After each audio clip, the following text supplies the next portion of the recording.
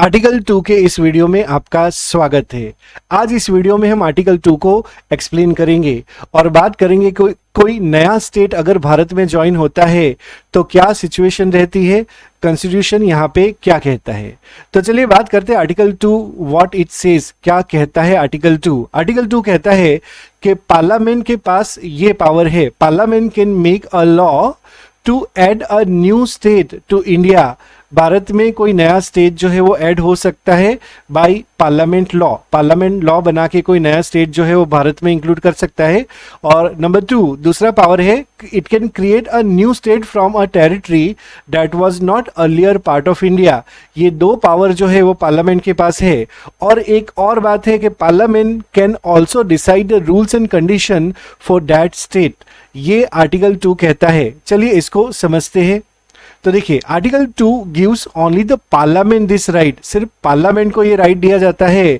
क्या राइट दिया जाता है? Number 1, admit a new state that was not in India before. ऐसा कोई स्टेट जो भारत में शामिल नहीं था उसको एडमिट करने का पावर जो है वो आर्टिकल 2 पार्लियामेंट को देता है, मात्र पार्लियामेंट को देता है। And number 2, it parliament can create a new state from a territory of India that has acquired by the government of India. कि कोई टेरिटरी जब सरकार एक्वायर करती है, भारत सरकार एक्वायर करती है, तो उसको भारत के यूनियन में शामिल करना, नए स्टेट के रूप में इसको क्रिएट करना, ये अधिकार जो है वो पार्लियामेंट का है। पार्लियामेंट लॉ बना के नया स्टेट भारत में शामिल कर सकती है। ये आर्टिकल 2 जो है वो पार्लियामेंट को पावर देता है। इसका मतलब है it shows that India can grow legally by welcoming new areas. Bharat जो है वो लीगली ग्रो कर सकता है, वो नए एरियाज को वेलकम कर सकता है। ये आर्टिकल 2 पावर पार्लियामेंट को देता है। ओनली पावर जो ये पावर जो है वो मात्र पार्लियामेंट को दी जाती है। आर्टिकल 2 की बात करें तो article 2 is like the entry get into India. ये भारत का एक प्रवेश द्वार है कि किसी भी टेरिटरी को अगर भारत के संघ का हिस्सा बनना है तो आर्टिकल 2 की मदद से बन सकता है। It help India expand peacefully. It shows our constitution is strong. हमारा संविधान स्ट्रांग है लेकिन ये फ्लेक्सिबल भी है। ये आर्टिकल 2 हमें दिखाता है। Parliament decide who join the Indian family, not the government alone. मात्र गवर्नमेंट ये फैसला नहीं कर सकता कि कौन सा प्रदेश भारत की फैमिली को ज्वाइन करेगा। ये पार्लियामेंट डिसाइड करता है कि कौन सा प्रदेश भारत की जो यूनियन है, भारत के जो संघ है, उसको ज्वाइन कर सकता है। नाउ अब बात करते हैं कि कैसे आर्टिकल 2 आर्टिकल 3 से डिफरेंट है। How is article 2 different from article 3? तो देखिए article 2 deals with adding areas from outside India. जो भारत के आउटसाइड है, भारत के बाहर है, ऐसे एरिया को अगर भारत में शामिल करना है तो आर्टिकल 2 इससे डील करता है। जबकि article 3 deals with changing states inside India. जैसे भारत का पहले से कोई स्टेट है तो उसमें कुछ रीऑर्गेनाइज करना हो तो आर्टिकल 3 उससे डील करता है। जैसे कोई स्टेट है उसको स्प्लिट करना है, किसी स्टेट्स को किसी दूसरे स्टेट के साथ मर्ज करना है, किसी स्टेट्स का नाम बदलना है, तो ये आर्टिकल 3 इससे डील करता है। तो इसका मतलब है article 2 is about bringing in and article 3 is about reorganising. ये दोनों के बीच में डिफरेंस है। चलिए अब समझते हैं example of article 2 in real life कि रियली में कौन कौन से एग्जाम्पल हम देख सकते हैं। तो यहाँ पे हम देखेंगे सिक्किम के बारे में बात करेंगे, उसके बाद गोवा, दमन एंड दीव के बारे में बात करेंगे, और उसके बाद पौंडीचेरी जिसे आज पुडुचेरी के नाम से जाना जाता है, हम इसके बारे में भी बात करेंगे। तो चलिए सबसे पहले सिक्किम के बारे में बात करते हैं। तो देखिए Sikkim was not part of India. Sikkim पहले भारत का हिस्सा नहीं था।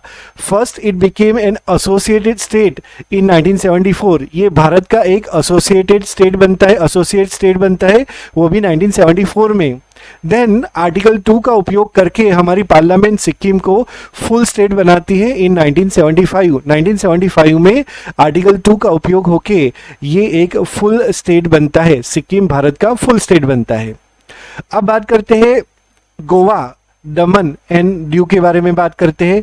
तो सबसे पहले गोवा, दमन एंड दीव ये तीनों प्रदेश पोर्टुगीज कंट्रोल के अंदर था। जिसको भारत ने आजाद करवाया 1961 में, and they were added to India by using article 2। Article 2 का ही यूज करके गोवा, दमन एंड दीव को भारत के यूनियन में हमने शामिल किया था।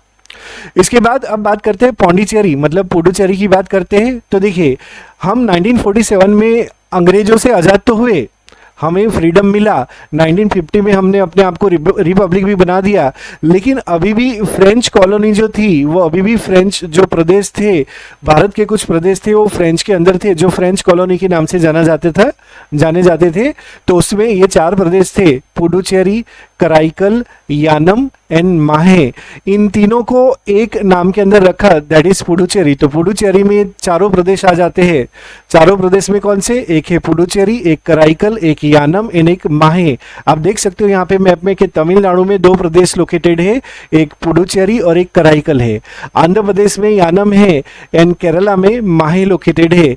इन चारों प्रदेश को पुडुचेरी के नाम से जाना जाता है और ये फ्रेंच कॉलोनी थी। फिर क्या हुआ? फिर ये जो फ्रेंच कॉलोनी थी ये पुडुचेरी के नाम से, पौंडीचेरी के नाम से 1954 में भारत में ज्वाइन होती है practically, and then in 1962 officially article 2 का यूज करके इसको भारत के यूनियन में शामिल किया जाता है। इसी तरीके से पुडुचेरी को भारत के यूनियन में इंटीग्रेट किया गया था। नाउ अब कुछ बात करते हैं एग्जाम्पल के बाद, कुछ बात करते हैं इंपोर्टेंट केसेस के बारे में बात करते हैं।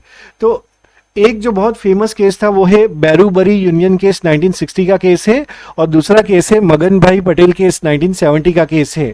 तो सबसे पहले बात करते हैं बैरूबरी यूनियन केस 1960। यहाँ पे बैरूबरी यूनियन केस में कोर्ट ने कहा था कि अगर भारत कोई टेरिटरी किसी और देश को देता है या किसी और देश से कोई टेरिटरी लेता है, मतलब if India give or gets the territory, it must follow constitution properly. Bharat सरकार को, भारत को, इंडियन पार्लियामेंट को कॉन्स्टिट्यूशन प्रॉपरली फॉलो करना होगा।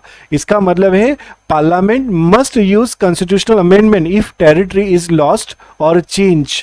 किसी टेरिटरी को अगर हमारी सरकार, हमारी संसद अगर किसी भी टेरिटरी को जाने देती है या उसको चेंज करती है तो कॉन्स्टिट्यूशन को प्रॉपरली फॉलो करना ही पड़ेगा। ये बैरूबरी यूनियन केस में कहा था। इसके बाद नेक्स्ट केस है मगन भाई पटेल केस 1970। यहाँ पे कोर्ट ने कहा था, सुप्रीम कोर्ट ने कहा था कि parliament has full power, parliament के पास फुल पावर है टू ऐड और change the territories, but it must pass a law for it. कि पार्लियामेंट यहाँ पे कोई भी टेरिटरी ऐड कर सकती है, चेंज कर सकती है, लेकिन ऐसा करने के लिए पार्लियामेंट को लॉ पास करना ही पड़ेगा। ये मगन भाई पटेल केस में कहा था। चलिए अब कुछ की पॉइंट्स देख लेते हैं, महत्वपूर्ण पॉइंट्स देख लेते हैं जिसे याद करना है। तो देखिए, पहला, Bharat is not a fixed federation, India is not a fixed federation, Bharat एक फिक्स फेडरेशन नहीं है। Our constitution allows growth by law, के कानून के द्वारा, लॉ के द्वारा ग्रोथ अलाउ किया जाता है हमारे संविधान के द्वारा। From Sikkim to Goa, India welcome new places peacefully and legally. तो भारत ने कई जगह को, कई प्रदेशों को पीसफुली एंड लीगली एक्वायर किया गया है, वेलकम किया है। And only parliament can decide who become part of India, Bharat में मात्र पार्लियामेंट डिसाइड कर सकती है कि कौन सा प्रदेश भारत का हिस्सा बन सकता है या नहीं बन सकता। इसका अर्थ है article 2 shows how India can expand peacefully and legally, किस तरीके से भारत जो है वो, भारत का प्रदेश एक्सपांड हो सकता है वो भी peacefully and legally. It give Parliament the power to accept new state, keeping India strong and united. And Article 2 says that Article 2 is the symbol of our unity, flexibility and constitutional strength. तो यहाँ पे हम Article 2 को complete करते हैं। चलिए कुछ questions देख लेते हैं, आप अपना आंसर कमेंट बॉक्स में दे सकते हो। तो देखिए, पहला सवाल है, What does Article 2 of Indian Constitution deal with? यहाँ पे करेक्ट आंसर है, correct answer is option B, admission और establishment of new states into Indian union. Next question है, who has power to admit new state into India under article 2? Correct answer जो है वो है option C, the parliament. Next question, which of the following is an example of article 2 in action? Correct answer होगा, यहां पे correct answer होगा option C, inclusion of Sikkim into Indian union. Next question, Next question is, what is the key difference between Article 2 and Article 3? Correct answer है option C, article 2 add new state from outside, article 3 reorganise existing states. उसके बाद next question है, which of this territories were admitted to India using article 2? Correct answer है option B, Puducherry. Next question, the Berubari union case clarify that, यहां पे correct answer होगा, correct answer is option C, giving और acquiring territory must follow constitutional process. Next question, which amendment made Sikkim a full fledge state of India? यहां पे correct answer है option B, 36th constitutional amendment act. Next question, under article 2 parliament can impose, आप अपना answer comment box में दे सकते हो। Correct answer जो है वो है option C, terms and condition for new states. तो यहां पे हम आर्टिकल 2 का ये वीडियो कंप्लीट करते हैं। ये वीडियो देखने के लिए thank you for watching this video, thank you so much.